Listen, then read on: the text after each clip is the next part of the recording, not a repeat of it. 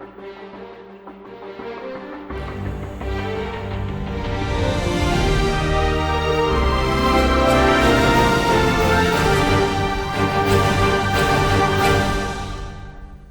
quiero invitarte a que me acompañes al libro de Deuteronomio, capítulo 7. Estaremos viendo en el día de hoy los versos del 6 al 11. Yo he titulado el mensaje de hoy de la manera siguiente: un recordatorio oportuno. Y es mi deseo que en la medida que vamos caminando en estos pasajes podamos ver cómo Dios permite y encomienda al pueblo de Israel a entrar a la tierra prometida, pero antes de eso les recuerda quiénes son ellos para Dios y les recuerda el llamado que ellos debían cumplir, que es el mismo llamado que debemos cumplir nosotros. Así que te invito a que me acompañes a Deuteronomio 7, versículos 6 al 11. Porque tú eres pueblo santo para el Señor tu Dios. El Señor tu Dios te ha escogido para ser pueblo suyo de entre todos los pueblos que están sobre la faz de la tierra. El Señor no puso su amor en ustedes, ni os escogió por ser vosotros más numerosos que otros pueblos, pues eran el más pequeño de todos los pueblos.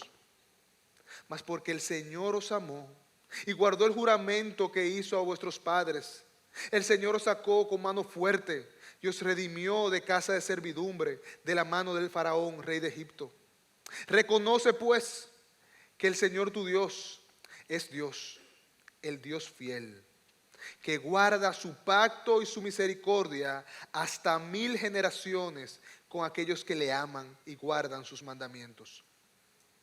Pero al que le odia, le da el pago en su misma cara, destruyéndolo, y no se tarda en castigar al que le odia. En su misma cara le dará el pago. Guarda, por tanto, el mandamiento y los estatutos, los decretos que yo te mando hoy para cumplirlos. El texto del cual nosotros nos presentamos para Dios, pero al mismo tiempo nos muestra lo que el Señor demanda de nosotros.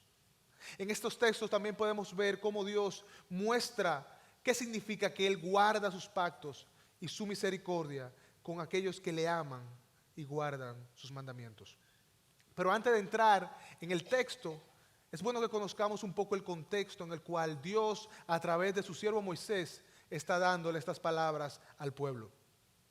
Luego de pasar 40 años deambulando en el desierto, es hora de que el pueblo de Israel pueda entrar a tierra prometida. Pero antes de ellos entrar a la tierra prometida, Dios quiere darle instrucciones claras.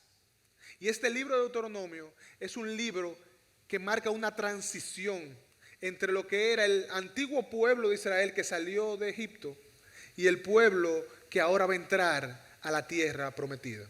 Es por eso que muchos han entendido y han llamado a este libro de Deuteronomio como el libro de transición, porque este marca una transición de una generación a otra. Números 26, del 64 al 65, nos dice que de la generación que salió de Egipto, solamente Josué y Caleb iban a entrar a la tierra prometida. Es decir, que a las personas que Moisés le está hablando ahora, es un grupo de personas totalmente diferente al que recibió la ley en el libro del Éxodo al salir de Egipto. Este libro marca una transición en que ahora ellos van a tener una nueva posesión. Ellos pasarían de deambular en el desierto a tener una tierra nueva, un lugar propio. Pero también marca una transición en el sentido que ahora su estilo de vida cambiaría. De tener tiendas y morar en el desierto de un lugar a otro, ahora ellos iban a tener una casa, tierras donde fundar sus casas, tierras donde sembrar. En vez de comer simplemente el maná que caía del cielo que Dios proveía para ellos, ahora ellos iban a poder disfrutar del fruto de la tierra en el lugar donde Dios los llevaría. Pero conquistar una nueva tierra no es decir, bueno, esto es mío, aquí llegué yo, vamos arriba. No, eso no es así. Para ellos entrar y conquistar la tierra prometida, ellos debían confiar en Dios, en que Dios le daría la tierra, pero en que ellos debían ser obedientes y cumplir los mandatos de Dios. Vemos en el versículo 1 del capítulo 7 que Dios se compromete a hacer su parte. Moisés le dice al pueblo de Israel, oigan, Dios lo va a llevar a la tierra prometida, los entrará y Él expulsará a todos los que están allí. 7 naciones más poderosas que ustedes, más grandes que ustedes, el Señor se encargará de ellos. Pero usted tiene que hacer su parte.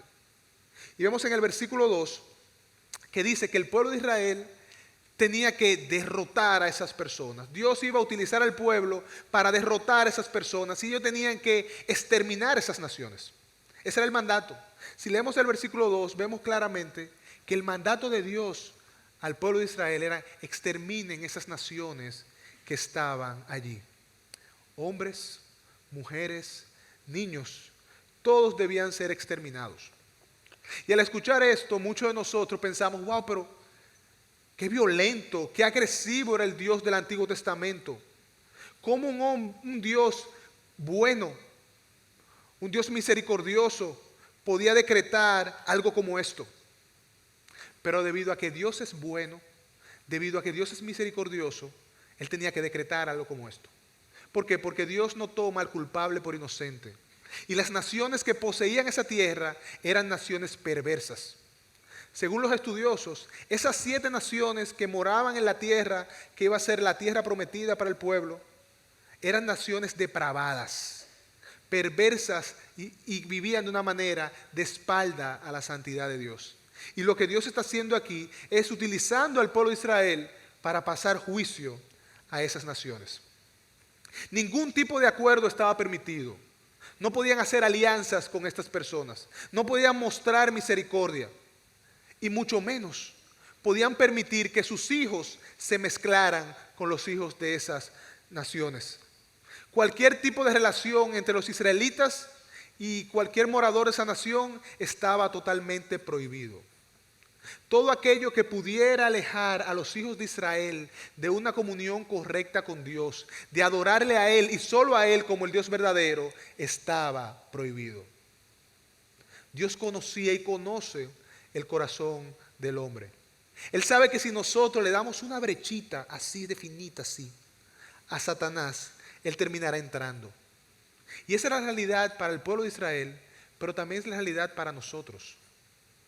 Dios sabe que si prestas tu oído a Satanás, te verás tentado a entregarle el corazón.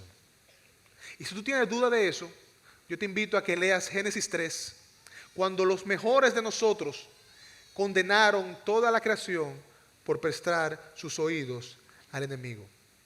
Y esto era algo que Dios no podía permitir.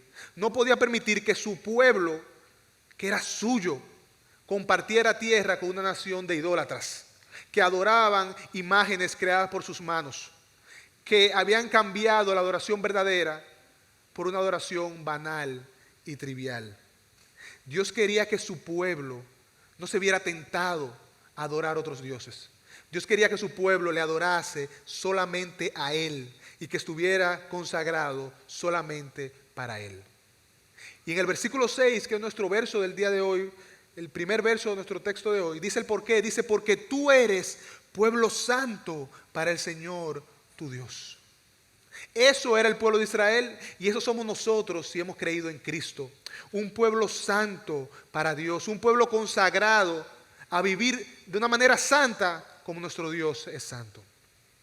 Levítico 11:43 dice, porque yo soy el Señor tu Dios, por tanto conságrense y sean santos, porque yo soy santo. Cuando estudiamos las Escrituras, vemos un claro interés de parte de Dios en recordarle a su pueblo el concepto de la santidad. El concepto de que si ellos quieren acercarse a Él, si ellos quieren ser su pueblo, ellos debían vivir de una manera santa, apartado del pecado y de todo aquello que pudiera desviar su corazón. Y en el peregrinar por el desierto, en esos 40 años que el pueblo estuvo peregrinando en el desierto, nosotros vimos esta verdad marcada en muchas ocasiones. Cuando algunos hermanos del pueblo de Israel ofendieron la santidad de Dios, perdieron sus vidas.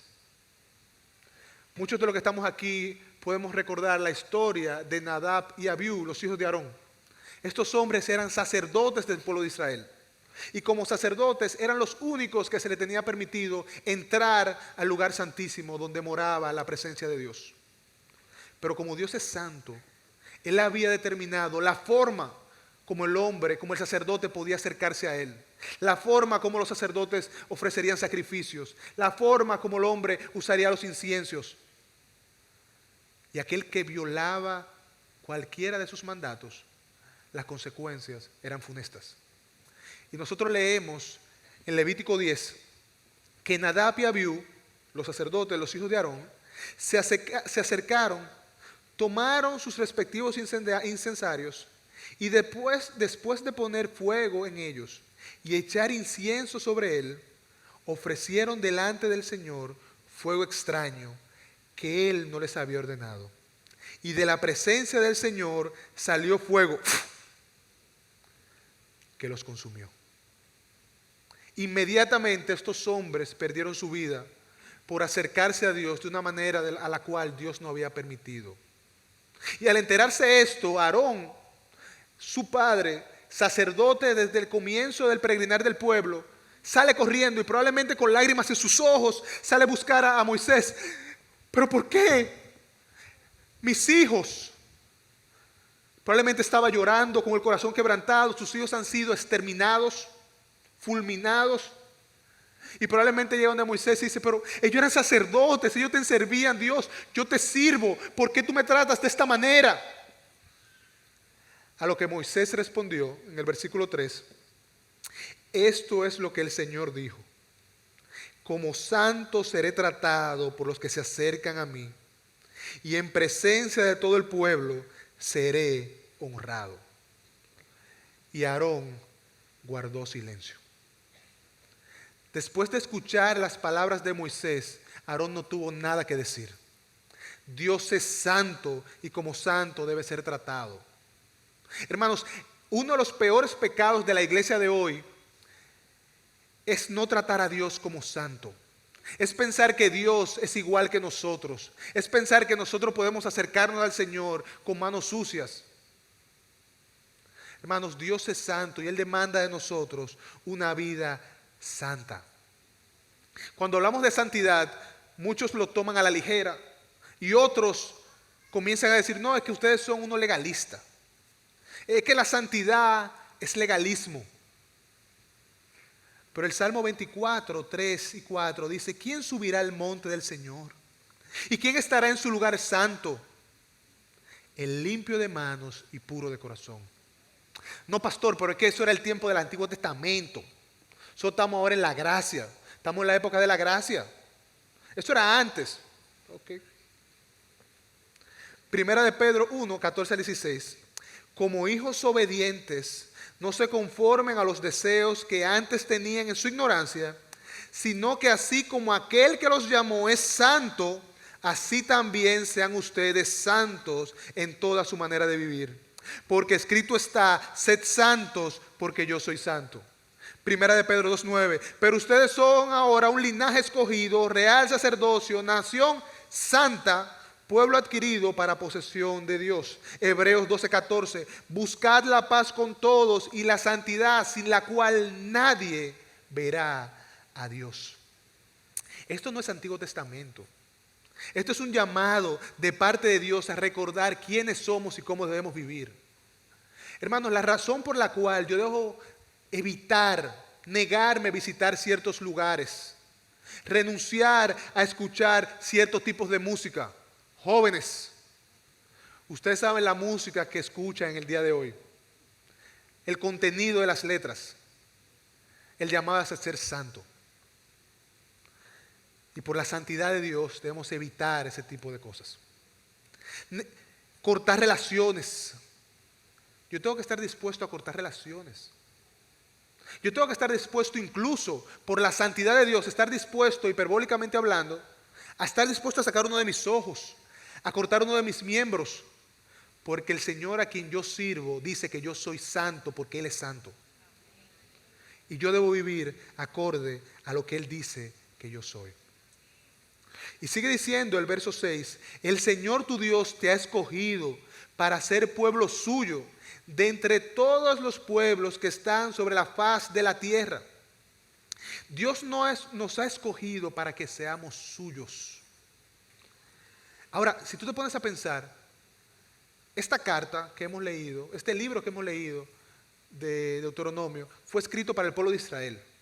¿Qué hizo el pueblo de Israel para ser un pueblo escogido por Dios? ¿Qué hicimos nosotros para que el Señor nos haya escogido?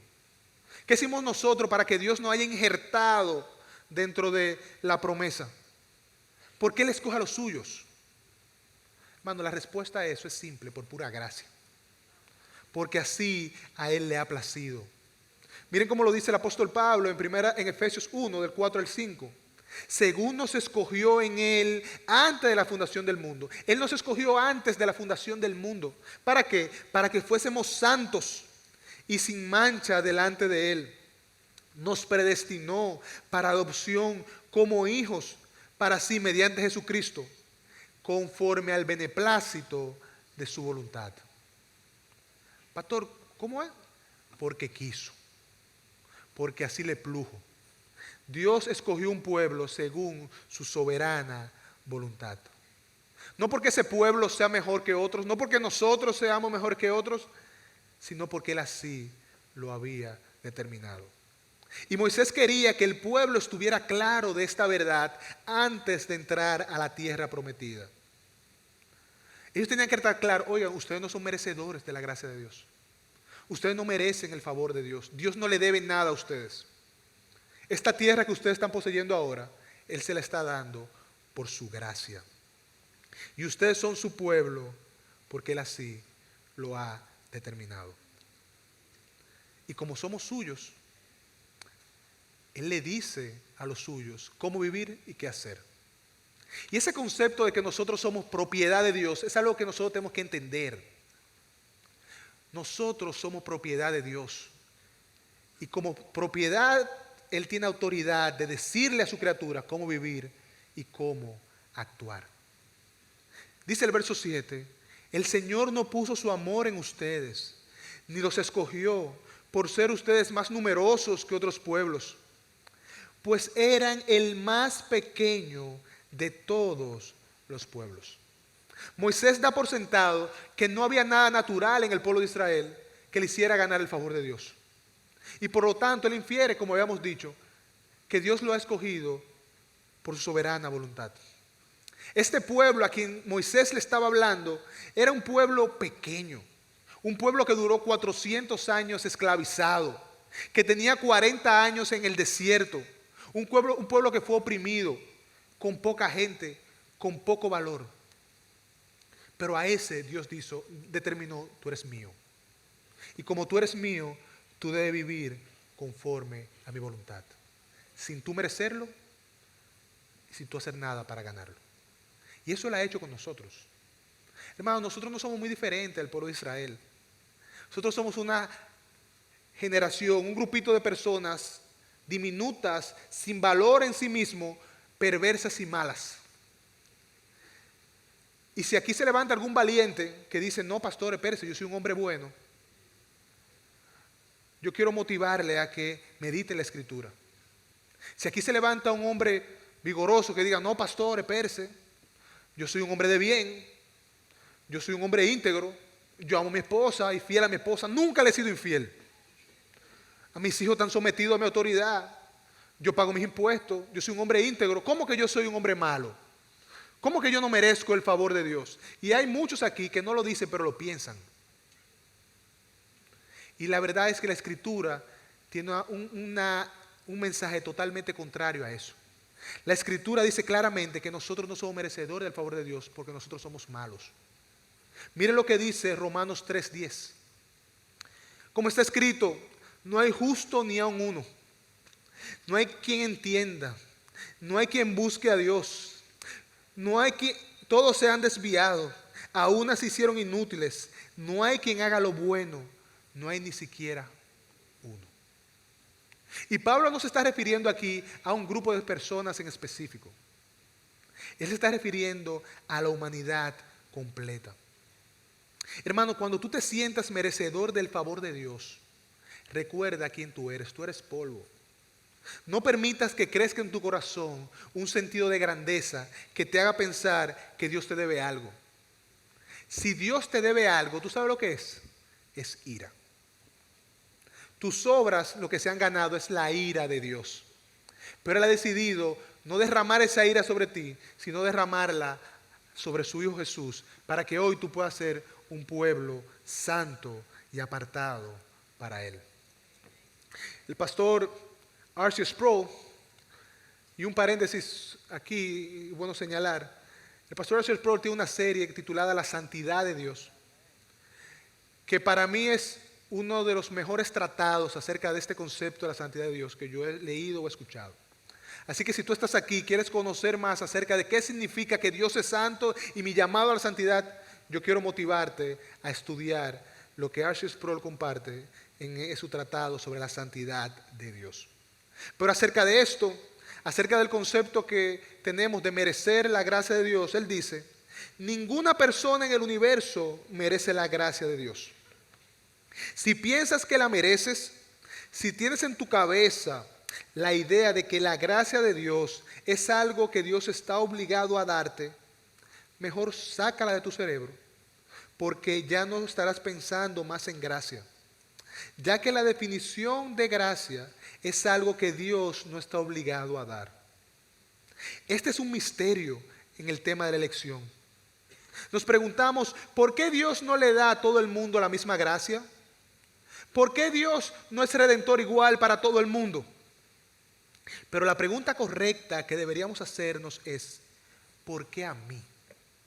¿Por qué me sacó de la oscuridad a la luz? En vez de cuestionar a Dios con el tema de la elección, porque Él ha escogido un pueblo para sí, sorpréndete de que Él te haya elegido a ti. Sorpréndete de que tú seas uno de los suyos. Al igual que con la nación de Israel, hermano, no hay nada en nosotros que merezca la gracia de Dios. Entonces, ¿por qué Él persiste en amarnos?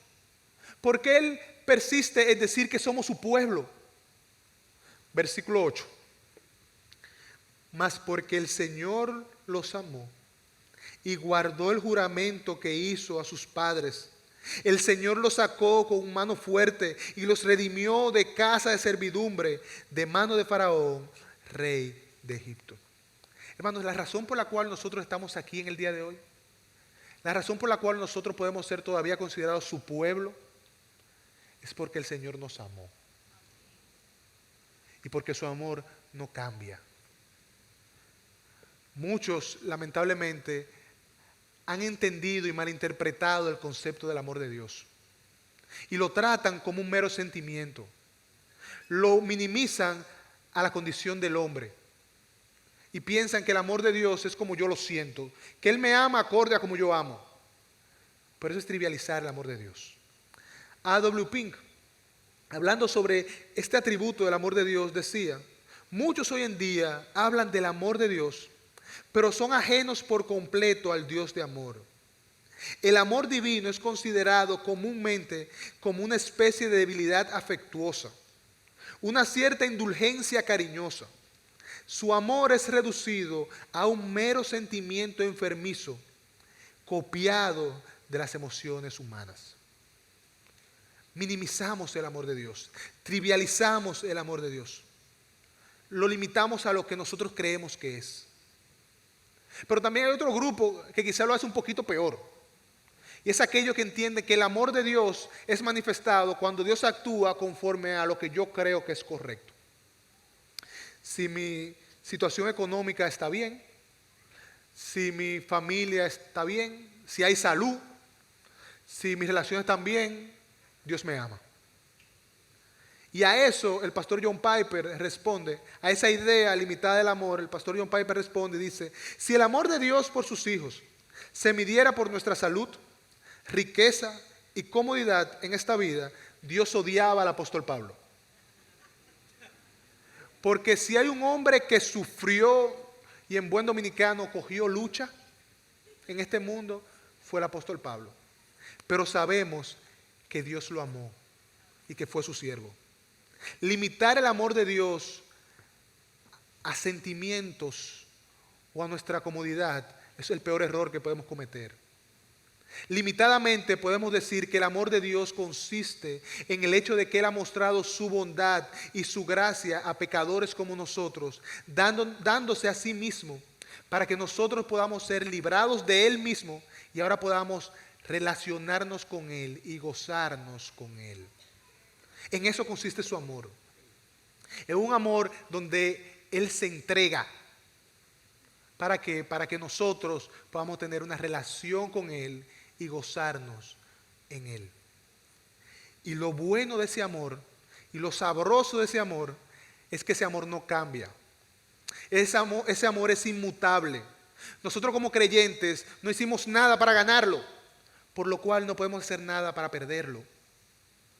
Porque Dios ha decidido voluntariamente vertir sobre nosotros su amor y su gracia. Y un ejemplo de esto lo encontramos en Juan capítulo 13, versículo 1. Un texto que yo disfruto y que decía en el primer servicio, que es un texto que es de mis favoritos, por la enseñanza que tiene relacionada al amor. Miren lo que dice Juan 13:1. Antes de la fiesta de la Pascua, sabiendo Jesús que su hora había llegado para pasar de este mundo al Padre, habiendo amado a los suyos que estaban en el mundo, los amó hasta el fin. Cristo está a punto de sufrir su hora más oscura. Él está a punto de ser entregado. Y dice el texto que leímos, que a los que estaban en el mundo que el Padre le había dado, Él los iba a amar. Y los iba a amar hasta el fin. Luego de Él ser crucificado y resucitar, aquellos que estaban con Él, Él los iba a seguir amando. Al Pedro que le negó 3 veces, al Pedro que le negó con maldición, maldita sea, yo no lo conozco, a ese Él lo iba a seguir amando después de resucitar. Incluso vemos que cuando Él resucita, lo primero que hace cuando ve a las mujeres es: díganle a los 11 y a Pedro que es resucitado. Cuando Él se encuentra con Pedro, Él no confronta a Pedro. Su amor por Pedro no cambia. Él le dice: Pedro, ¿me amas? Apacienta mis ovejas.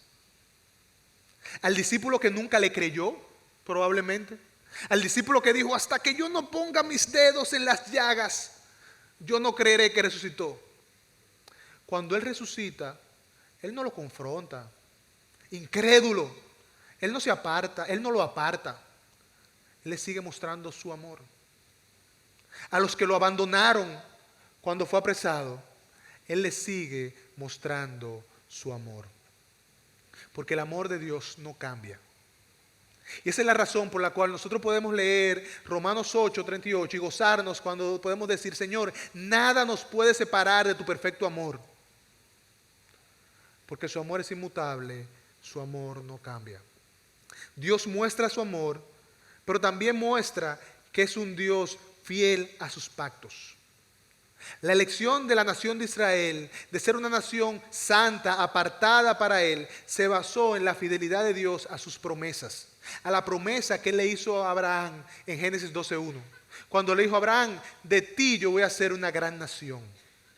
Y va a ser tan numerosa como las estrellas en el cielo. Y como Él se había comprometido con Abraham, Él iba a preservar a este pueblo.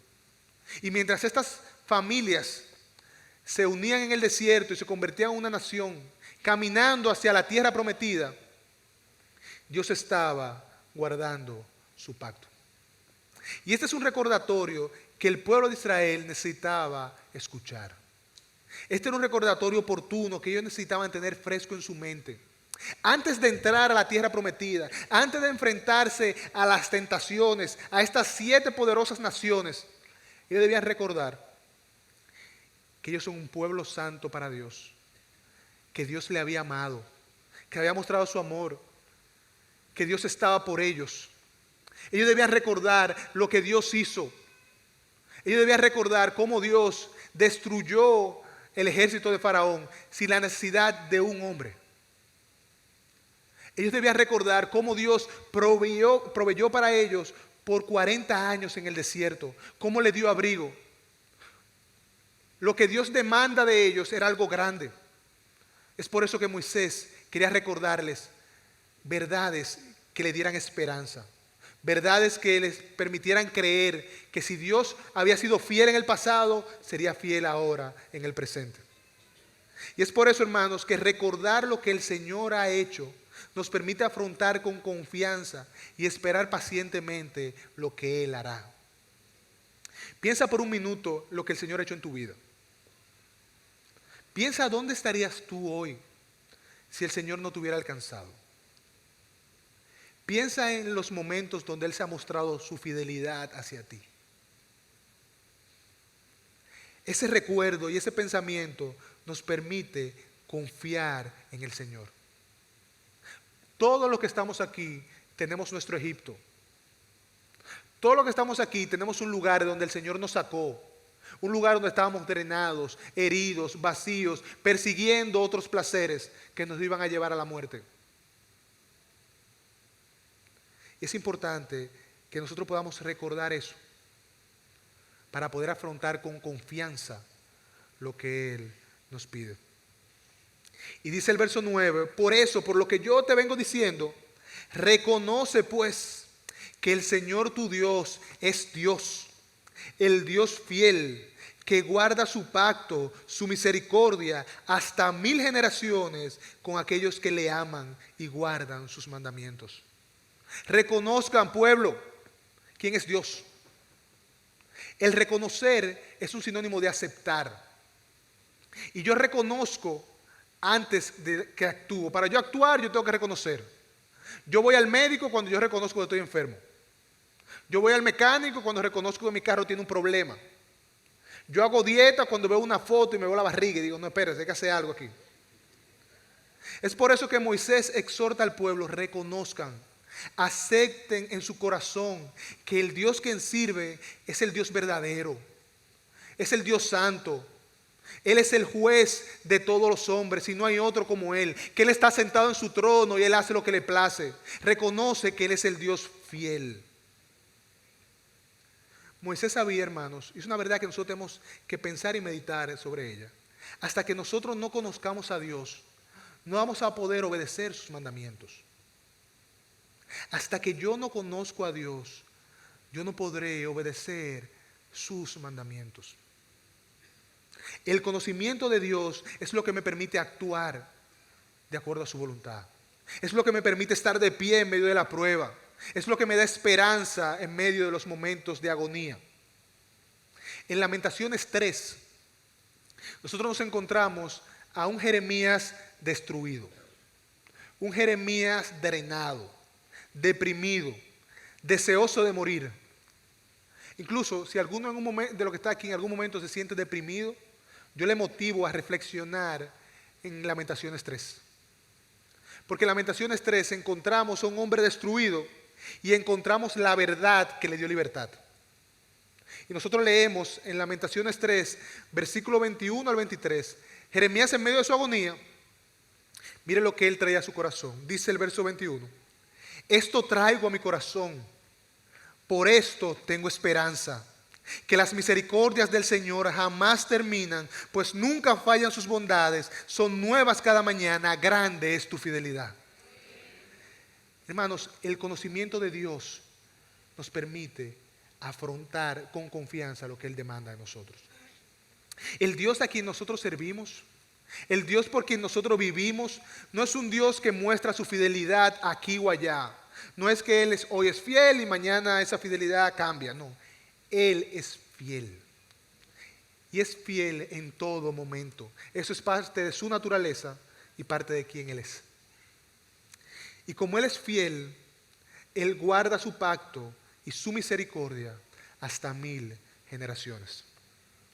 Dios está dispuesto a guardar su pacto hasta con 1000 generaciones. Y con esta declaración, Moisés está recordando el segundo mandamiento. Moisés está recordando las palabras dadas al pueblo de Israel al salir de la tierra prometida en Éxodo 20.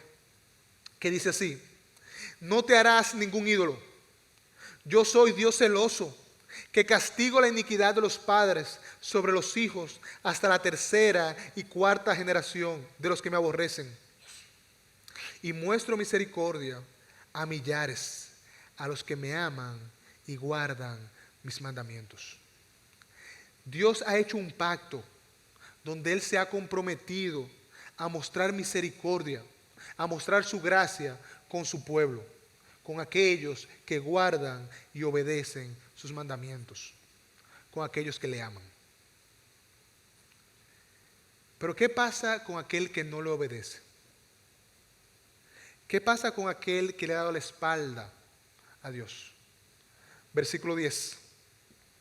Pero al que le odia, le da el pago en su misma cara, destruyéndolos, y no se tarda en castigar al que lo odia. En su misma cara le dará el pago. Hermanos, con Dios no hay término medio. O lo amo o lo odio. Pero no hay término medio. Todo aquel que se opone a lo que Dios ha revelado, odia a Dios. John Wesley, hablando de este texto, él decía, los que lo odian no son solo aquellos que lo odian directamente, sino los que odian y se oponen a su pueblo. Los que deliberadamente persisten en la violación de los mandamientos de Dios. Ellos recibirán su recompensa a la vista de todos.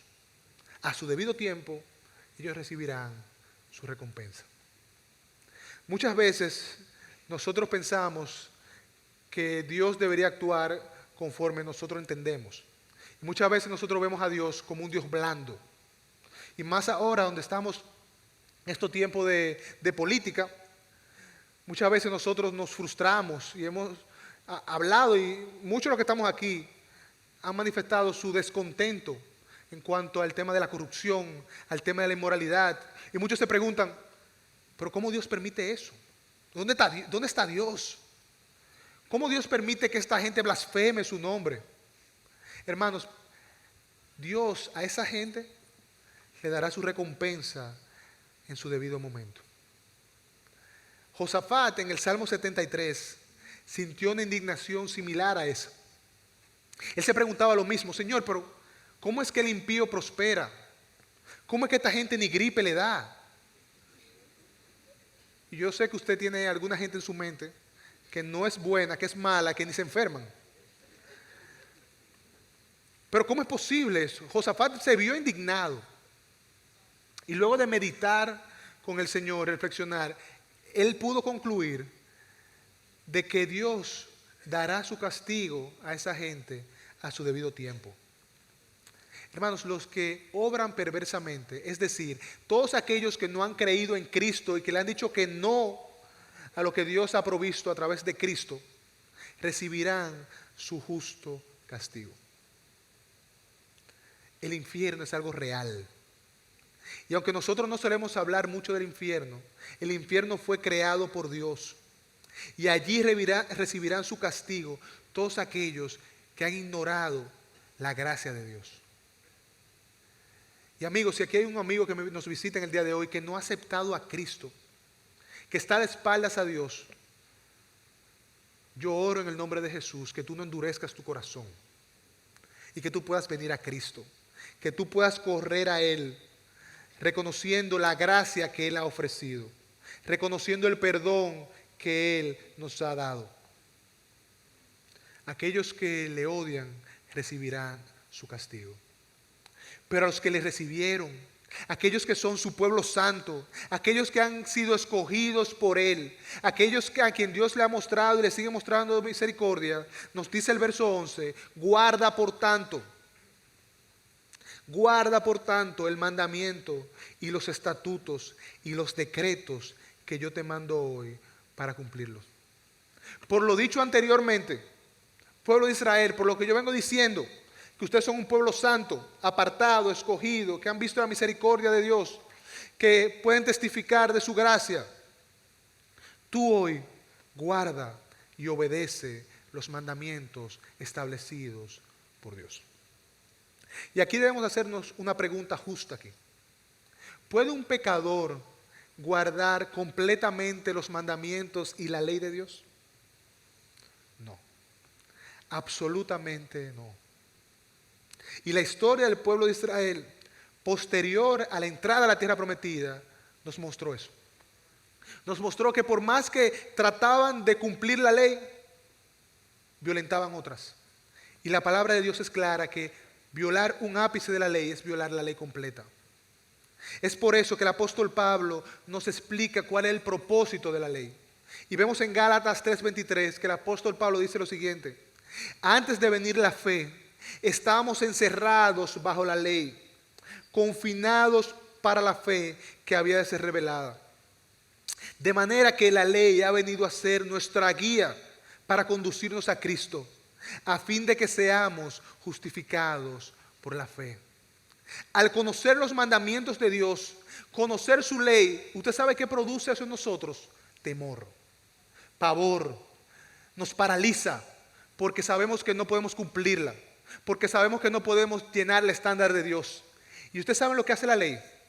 Nos conduce a Cristo, nos lleva a Cristo, porque solamente a través de Él podemos cumplir la ley de Dios y cumplir sus mandamientos. La nación de Israel que iba a entrar a la tierra prometida necesitaba a Cristo.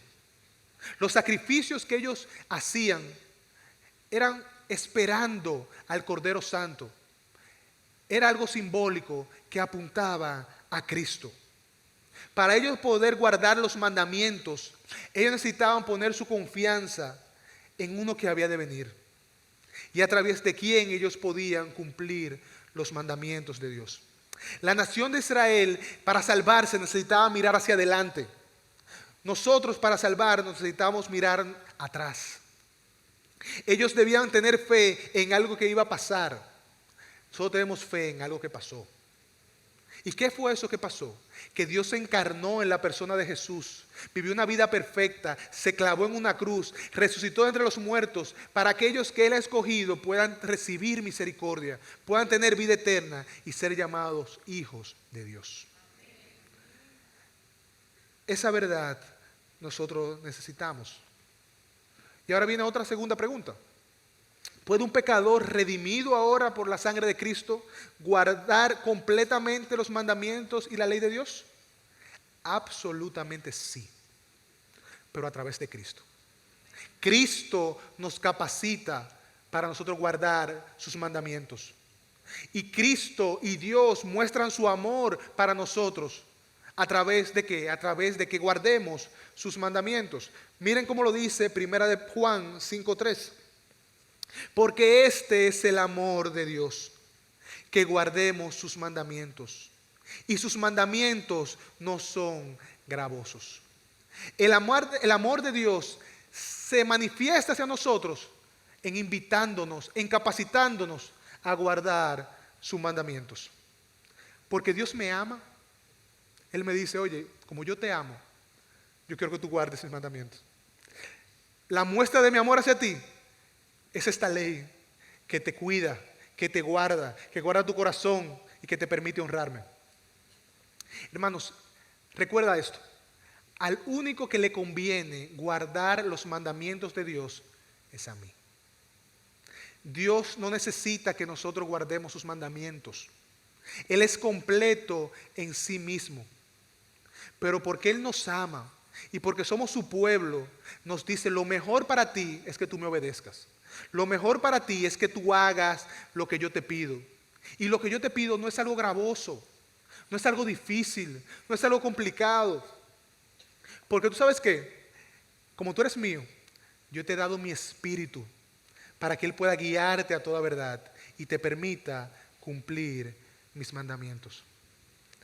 Debido a la presencia del Espíritu Santo en nosotros, guardar los mandamientos de Dios no supone ser algo difícil. Ahora usted se preguntará: pero pastor, es complicado a veces. ¿Por qué tan difícil? ¿Por qué es tan pesado? Es tan difícil y pesado porque nosotros estamos llenos de otras cosas y no de Dios. A veces se nos hace tan difícil guardar la ley de Dios, se nos hace tan difícil caminar en santidad porque estamos llenos del mundo y no de Dios. Y si queremos guardar sus mandamientos, debemos estar llenos del Espíritu Santo. Dice el apóstol Pablo en Efesios 5, 17 y 18. Así pues, no sean necios, sino entiendan cuál es la voluntad del Señor. Y no se embriaguen con vino en el cual hay disolución, sino sean llenos del Espíritu Santo. Personas que están embriagadas se dejan conducir por el alcohol y son guiadas por la embriaguez. De la misma manera, aquellos que están llenos del Espíritu Santo deben ser guiados a toda verdad por el Espíritu Santo. El Espíritu Santo me capacita para yo cumplir los mandamientos de Dios. Y Él pone en mí su amor, ese amor por Dios que me motiva y que me empuja a obedecer sus mandamientos. Padres que están aquí, tus hijos no te obedecen porque te temen. Ellos te obedecen porque te aman. Y porque saben que lo que tú les pides que hagan es lo mejor para ellos. O así debería ser. De la misma manera, cuando amamos a Dios, el obedecerle fluye de manera natural. Y eso es exactamente lo que Cristo dice en Juan 14:15. Si me aman, guarda mis mandamientos. Donde hay amor, apenas hay necesidad de una orden. Donde hay amor, apenas hay necesidad de una instrucción. Hermanos, lo que caracteriza principalmente la vida de un creyente no es simplemente el evento que ocurrió el día de su conversión. Es su deseo continuo de agradar a Dios y de guardar sus mandamientos. Y ese deseo y ese amor por Dios se muestra en el reconocimiento de que Él tiene autoridad sobre mí. En el reconocimiento de que como Él es mi autoridad, lo que Él dice yo tengo que hacerlo. Cuando yo amo a Dios, yo reconozco que Él es mi autoridad. Yo reconozco que lo que Él me pide tiene una relación directa en quien Él es. Porque lo que Él me pide está ayudando, está empujando a formar la imagen de Cristo, la imagen de Dios mismo en mi vida. Cuando yo amo a Dios, ese reconocimiento de entender que Él es mi autoridad, de entender que sus mandamientos están entrelazados con Él mismo, pero también ese reconocimiento me lleva a la práctica. No simplemente se queda en un amor de deseo, de sentimiento. Cuando yo amo genuinamente a Dios, yo soy empujado a actuar. No me quedo, era que yo quería hacerlo. Es que yo tengo el deseo. No, se visualiza de manera práctica. Hermanos, si queremos obedecer a Dios, necesitamos amarle. Y para amarle, necesitamos conocerle. Y para conocerle, necesitamos a Cristo. Amados, estas palabras que Moisés trae o que Dios trae a través de Moisés para el pueblo de Israel es un recordatorio oportuno para nosotros hoy. Es algo que nosotros debemos recordar en los tiempos que estamos viviendo. Recordar que Dios nos ha dado el privilegio de ser parte de su familia, que Él nos ha escogido para que seamos suyos, que somos su pueblo, un pueblo que está llamado a vivir de una manera santa, apartado de todo aquello que pueda distorsionar la adoración verdadera que solo Dios merece. Hermanos, que esa gracia que Dios ha vertido sobre nosotros en Cristo Jesús nos permita vivir acorde a lo que somos. No acorde a lo que nosotros creemos que somos, no acorde a lo que el mundo dice que somos, sino acorde a lo que tú y yo somos, sus hijos. Un pueblo amado, un pueblo escogido, un pueblo apartado para Dios, para vivir de una manera santa, amando a nuestro Dios y guardando sus mandamientos. Que el Señor nos ayude a honrarle y que el Señor nos ayude a reconocer su santidad y a reconocer el llamado que Él nos ha hecho de ser santos como Él es santo.